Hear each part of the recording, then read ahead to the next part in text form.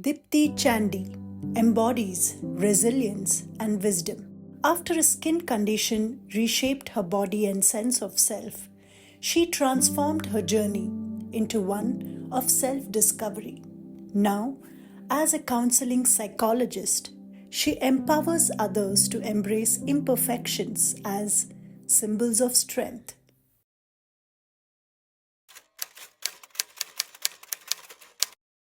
I think it means someone who is there to listen, someone who's, and I think, like my name, like what it means, light.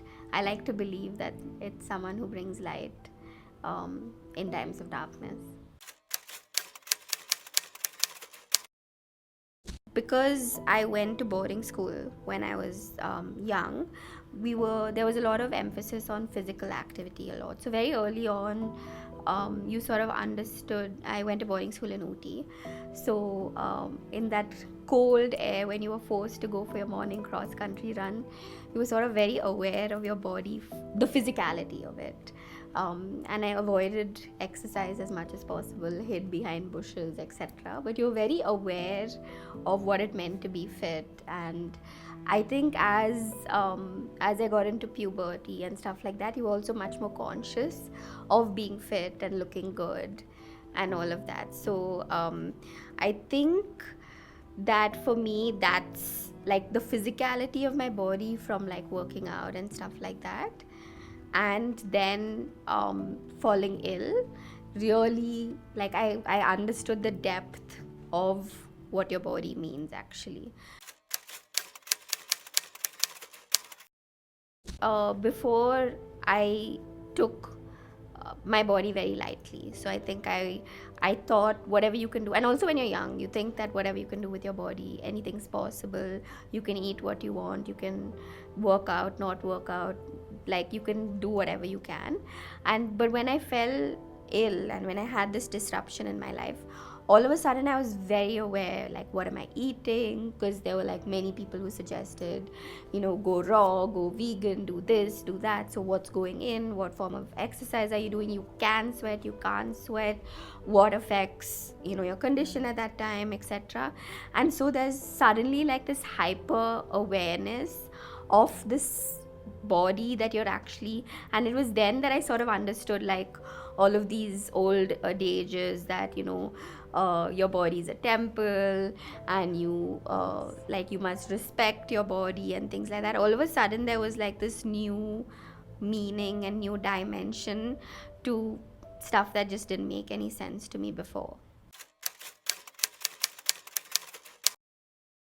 I think it was probably like the lowest time in my life, because I was someone, like, I had a happy childhood. I had nothing to, we weren't in any sort of distress. My parents had a great marriage. I had a loving sibling. So there was nothing like, to want for. And suddenly you're like wanting to just end this nightmare.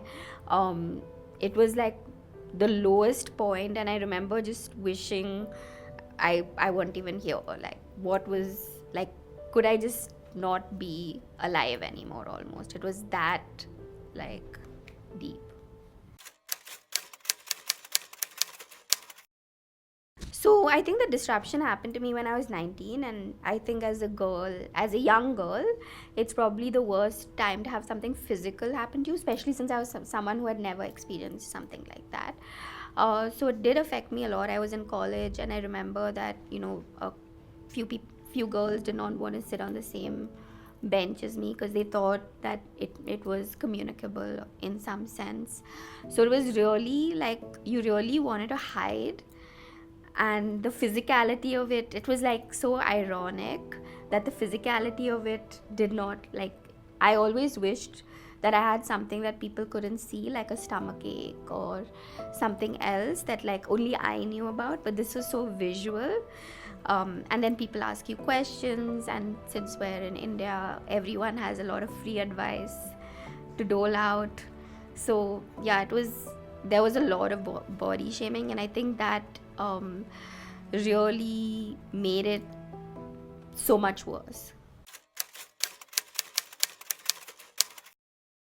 my mom, she's a therapist, and her understanding of mental health and what I was probably experiencing was so high and so deep that she was able to be there for me. I'm just grateful that my mom, my sister, and I have the best friends who really never left my side. To me, relationships are life. Like, I will do anything for a friend or someone I care about. And it happened exactly the same way for me.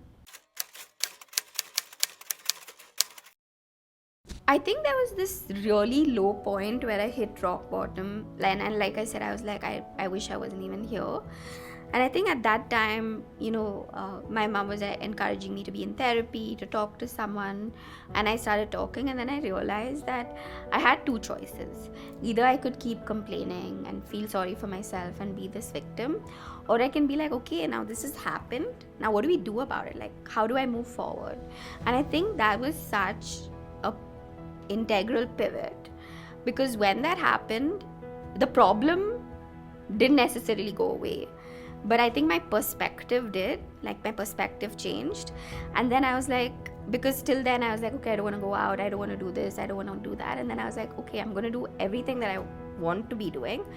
And that really helped me sort of look at it again and be like, okay. And yeah, that was a changing point. I remember, like, my first boss was a family friend of ours, and he was so kind to me. And he was like, look, you have a lot of other things going for you. You may not have this, but this has become so much of a focus that I forgot about everything else that I had. And I think taking that first job, and just discovering that there was like so many other things that I could be doing, I felt that was such a huge moment of growth. And after that, I think there was just no looking back, because I realized that there's one thing that's a handicap, but when you focus on the other things and strengthen the other things, you can really overcome everything else. And I actually started feeling better. I was like, I am just going to do everything I can for myself. Do I need to eat right, sleep right, work out, be in therapy, do whatever I need to do? And I think that holistic sort of thing really was such a moment of personal growth for me. I mean, in a profession like this, authenticity is so important. So it's not that I'm better than a client, someone coming who's sitting in front of me. It's just that I probably have developed some resources and I have a skill set that can help them. So I think that authenticity and that ability, because you know that pain, to sit with someone in their pain, I think that's very special.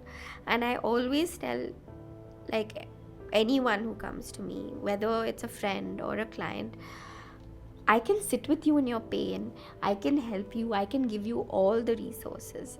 But now what you choose to do with that is yours, and how you choose to do that is yours. I'll hold your hand and I'll be there, and I think that's equally important. But that responsibility that we need to take as individuals, that this is also for me, I think that autonomy is so important, because then you can, if I say, okay, I'm going to take care of myself and use all the resources that I have, there's no stopping you.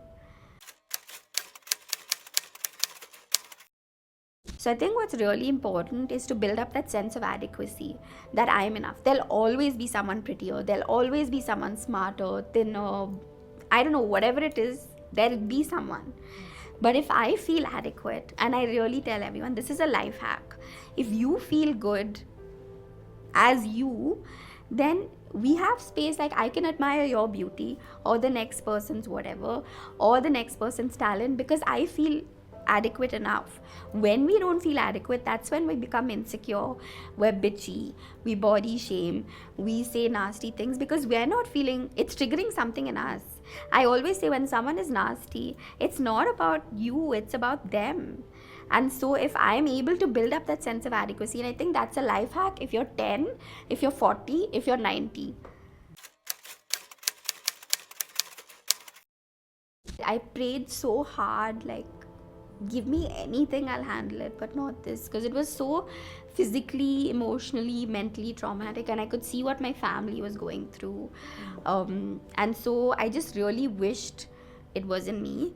There are so many times I wished, I remember at the time I fell ill, one of my friends became an actress, and so physically there was such a difference between us, and I was, I wish so much that I wish I could just, I don't even want to be an actress, I just want to be like normal. How much I wished for normalcy. And in the best of times, I think, like now I'm so grateful, because I feel like I was a bit superficial. I didn't have any depth before this happened to me, and I feel this forced me to sort of go down that path, and like not be a mean girl type, but be like really understanding. And I'm so grateful this happened to me now, because I feel like it just opened up another dimension to myself.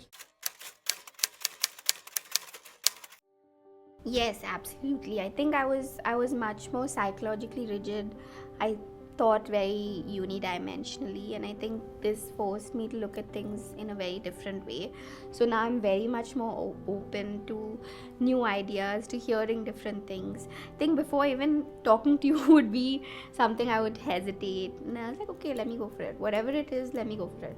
Like if it makes sense to me, I'd like to explore. And I wasn't like that. I was much more like rigid. If you're going through something like body shaming, there could be something happening. And so to first explore that pain for yourself, because when you've not explored it and someone else points it out, it can be sort of a double whammy. But when you explore that pain yourself, you have that sort of, you're like a pressure cooker with that pain. You let that out. Then when someone sort of asks you something, you're able to be less reactive and more either understanding or able to switch off. But if we've not accessed that pain for ourselves, then I think it's difficult to do that. That's the first thing. The second thing is, in any difficulty, and the body shaming could be as a result of varied things, an accident, weight issues, illnesses, I don't know. But in everything, I think time, just one day at a time, because in that really, really tough period, thinking too much of the future, too much of what will happen to me can become so overwhelming that can create a lot of anxiety. But if we think like, okay, today, let's just get through today, then that's something that I found to be very helpful in the long run. And I think lastly, build up a support system, because I think as human beings, we are meant to have social connection, and we are meant to help each other. While we can be adequate and whatever, we also need each other. If we have a group, even if it's 2 or 3 people, but who you can really be yourself. I'm not talking about socializing, social friends. I'm talking about where you can be authentic. I think that's really healing, and that in the long run, that's a game changer.